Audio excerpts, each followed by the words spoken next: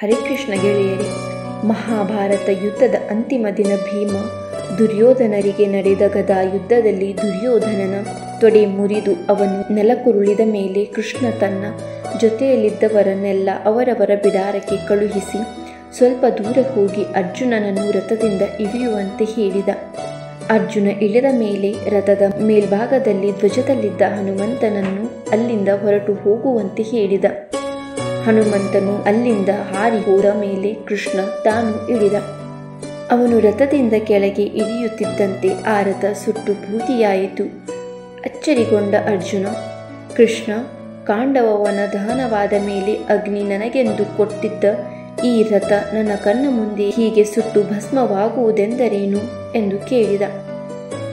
ಅರ್ಜುನ, ನನ್ನದೆಂದು ಹೇಳಿಕೊಳ್ಳುವ ಈ ನಿನ್ನ ರಥ ಕರ್ಣನು ಪ್ರಯೋಗಿಸಿದ ದಿವ್ಯಾಸ್ತ್ರಗಳಿಂದ ಎಂದೋ ಸುಟ್ಟು ಭಸ್ಮವಾಗಬೇಕಿತ್ತು. ಆದರೆ ಹಾಗಾಗಲಿಲ್ಲ.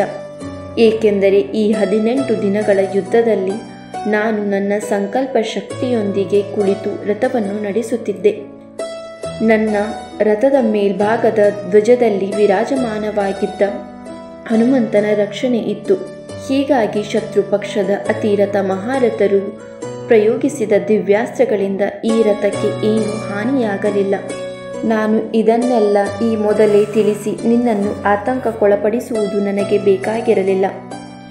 ನೀನು ಯುದ್ಧ ಮಾಡಬೇಕು ಎಂಬುದೇ ನನ್ನ ಉದ್ದೇಶವಾಗಿದ್ದರಿಂದ ತಿಳಿದು ತಿಳಿಯದವನ ಹಾಗೆ ನನ್ನ ಕರ್ತವ್ಯವನ್ನು ನಿರ್ವಹಿಸಿದೆ. ಈಗ ಯುದ್ಧವು ಮುಗಿಯಿತು, ಇದರ ಅವಶ್ಯಕತೆಯೂ ಮುಗಿಯಿತು. ಅವಶ್ಯಕತೆ ಮುಗಿದ ಮೇಲೆ ಇದಕ್ಕೇನು ಕೆಲಸ, ಸುಟ್ಟು ಬೂದಿಯಾಯಿತು ಎಂದ ಕೃಷ್ಣ. ಅಂದರೆ ಅವಶ್ಯಕತೆ ಮುಗಿದ ಮೇಲೆ ಎಲ್ಲವುಗಳ ಕಥೆಯು ಹೀಗೆಯೇ ಎಂದು ಅರ್ಜುನ ಕುತೂಹಲದಿಂದ ಕೇಳಿದ. ಹೌದು ಅರ್ಜುನ, ಈ ವಿಶ್ವದಲ್ಲಿ ಪ್ರತಿಯೊಂದರ ಸೃಷ್ಟಿಗೂ ಒಂದು ಉದ್ದೇಶವಿರುತ್ತದೆ. ಆ ಉದ್ದೇಶ ಈಡೇರಿದ ಮೇಲೆ ಅದು ಕೊನೆಯಾಗುತ್ತದೆ. ಪ್ರತಿಯೊಬ್ಬ ಮನುಷ್ಯನಿಗೂ ಇದು ಅನ್ವಯವಾಗುತ್ತದೆ.